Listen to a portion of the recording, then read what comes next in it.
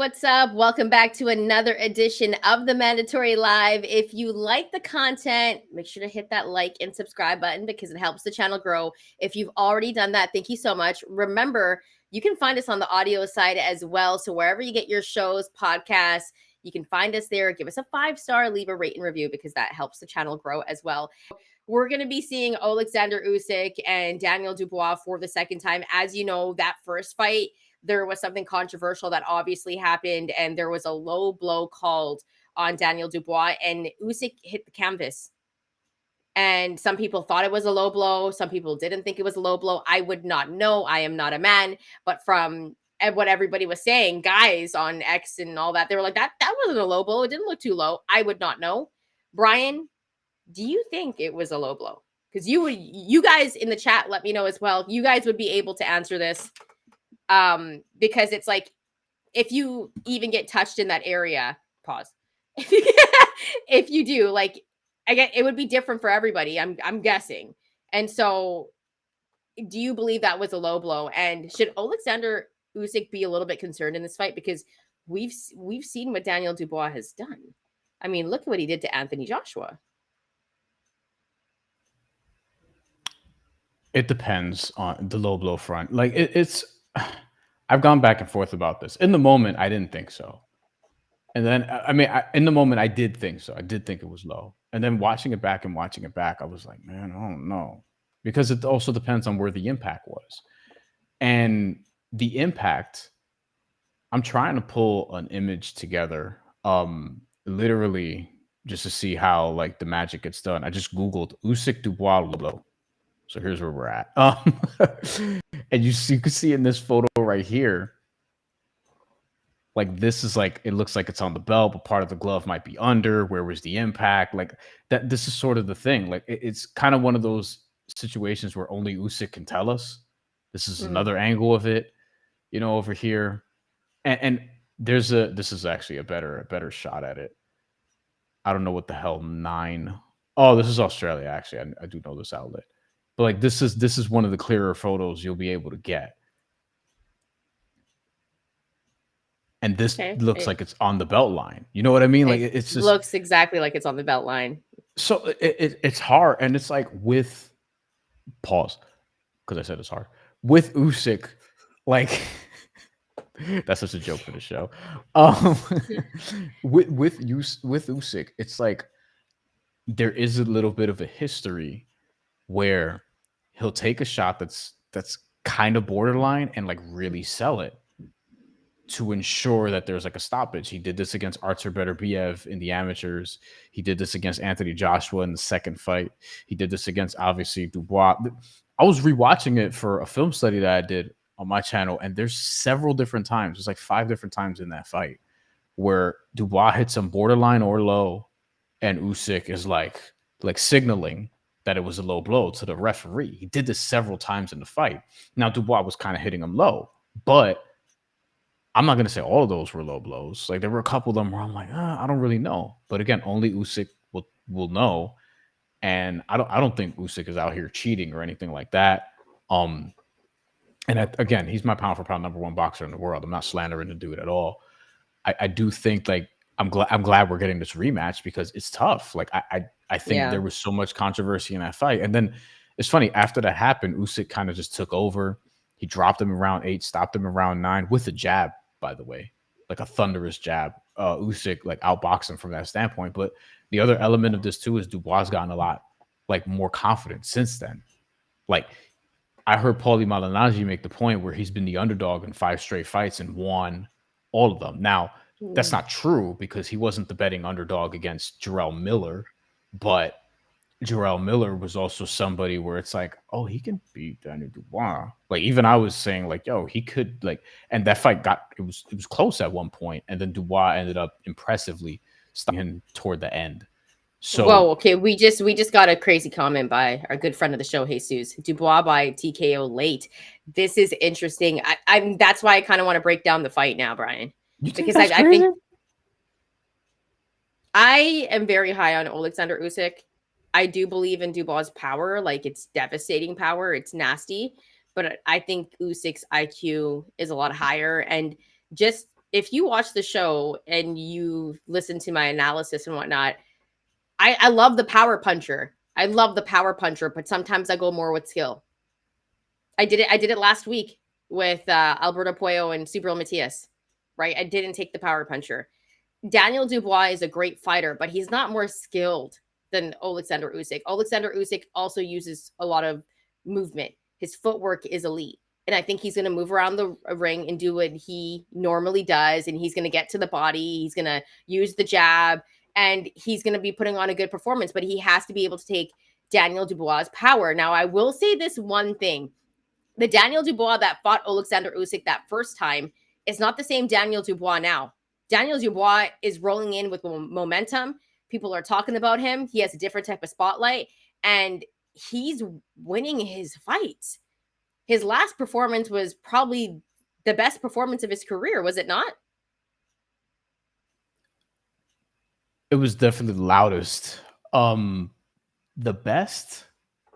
I I think a would lot of probably people. say the best, man. No, it is. It's just the only thing I would say is like Anthony Joshua, for whatever reason, was like, I'm gonna prove that I can sun this dude and just slug it out with him, and he lost that battle. And whenever Anthony Joshua drops his what should be an incredibly high ring IQ, like he gets caught in this way. Like he tried the big boy Andy Ruiz, he got caught. He tried the big boy Oleksandr Usyk, and he didn't get dropped or caught in that way, but he did get caught and lost twice and got outboxed for the majority of 24 rounds across 2 fights. He tried the big boy Daniel Dubois, got caught, got stopped, and Oleksandr Usyk is not going to fight him that same way. He's going to be moving around. He's going to be setting up his jab. He's going to go more east to west and north to south. He's going to be like throwing combinations from angles that Anthony Joshua wouldn't think of. And Anthony Joshua is like sophisticated for a heavyweight. You know what I mean? Like he's skillful, but like he's not Oleksandr Usyk from just a pure footwork standpoint. He's also a southpaw, so he's going to be figuring out how to get to that straight left hand over and over again. Daniel Dubois knows this because he's fought him before. And I do think like he's more live in this fight than he was in the first fight, but I would still tilt towards Usyk getting it done here. I don't know if he stops him again. Maybe he does. But I do feel better about Dubois going into this fight than I did the other one, especially because the other one, I thought he was going to lose to Kevin Lerena, who's the co-feature here against the inexplicably #1 ranked Lawrence Okolie for the WBC heavyweight. They're fighting for the silver title. But like the Kevin Lerena fight, he got dropped 3 times in round 1. And I had bet on Kevin Lerena in that fight because he was like plus 1,000. And I was like, man, I think he could beat Daniel Dubois. But the Daniel Dubois I feel like we're seeing now is different, more confident, and ultimately like probably the second best heavyweight in the world right now. But I think Usyk beats him.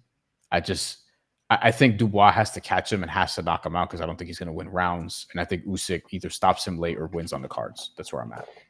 Now here's the thing. I think the exact same thing, but I just think Usyk is so skilled. But is he going to withstand Dubois' power round after round? Because Usyk is going to get hit. I mean, he's good defensively, but I think Dubois is going to be able to land on him.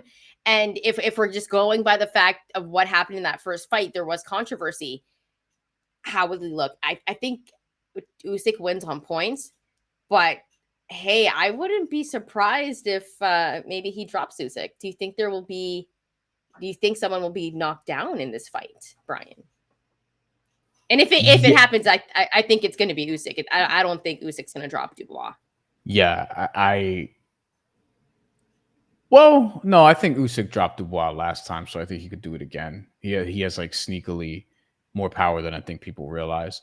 Over half a knockdown is minus 240, so that's heavily juiced. Over 1.5 knockdowns, which did happen last fight. Dubois got dropped twice, plus 145. Usyk to win. Usyk straight up is minus 430. Dubois plus 300. He's plus 185 to win by decision, plus 100 to win by knockout or technical knockout. So we're tilting towards the Usyk stoppage there, betting wise. Dubois to win by stoppage, by the way, is plus 390.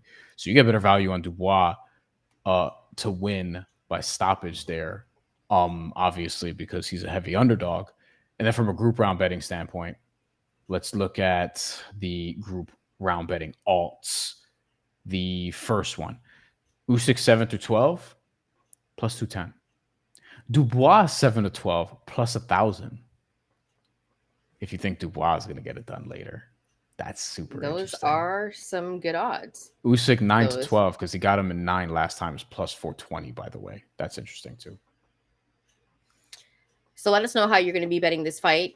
I have one more question before we get up out of here. I'm betting Usyk by decision. If anybody was wondering, Bryan, you're betting Usyk by decision as well. I don't know yet. Oh, oh, you don't know yet. Well, what were the I odds for might, I Usyk might by decision, by the way? 185. I might take the late stoppage. I kind of want to hedge and sprinkle on Dubois to stop him late, just in case he just catches him. Like he's on an insane run, and it's almost like who knows, but I don't know. I saw a clip of the way he was chanting "and the new" in Usyk's face, and I'm like, all right, maybe he's a little overconfident now, and maybe Usyk, just like does what he does and just dances on him for 12 rounds. I don't know, but I think this fight's gonna be a fucking banger. Like I can't wait, and I love that it's at Wembley Stadium.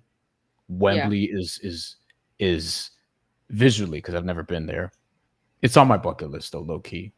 Not necessarily for boxing, although that too. But I'd watch a football match there. But A I football, would yeah. I would love I would love to see what this atmosphere is going to be like. I can't wait because I think it's going to be great. Great atmosphere, and I think I think Usyk's going to get it done though. That's where I'm at. Yeah. Let's go to some comments here. We got one from Foxy. First fight was in Poland. Will help Dubois this second fight at Wembley. This fight's gonna be awesome. I'm excited. Like I'm betting on Usyk because I think Usyk right now is pound for pound number one. And I think he gets it done. I think he's one of the best fighters in the game. And I think he'll beat Daniel Dubois. I think he'll be able to withstand the power. But here's the thing: you never know in heavyweight boxing. You never know what could happen. And Dubois has devastating power. So I'll say that much. It makes for a very exciting fight. Bryan, one question before we move on to the next subject: what would happen if Usyk lost? Part 3, got to do it again. Yeah, You got the yeah, controversy of the first one, but Usyk won. If Dubois wins, you got to do the third one. You have to, and I think you probably bring it back to Wembley Stadium. I think you do that as well. Foxy did mention that the first fight was in Poland. I would imagine you can't do it in Ukraine right now, no, unfortunately. But I yeah. think I think if Dubois wins, you have to do a third one. Absolutely have to.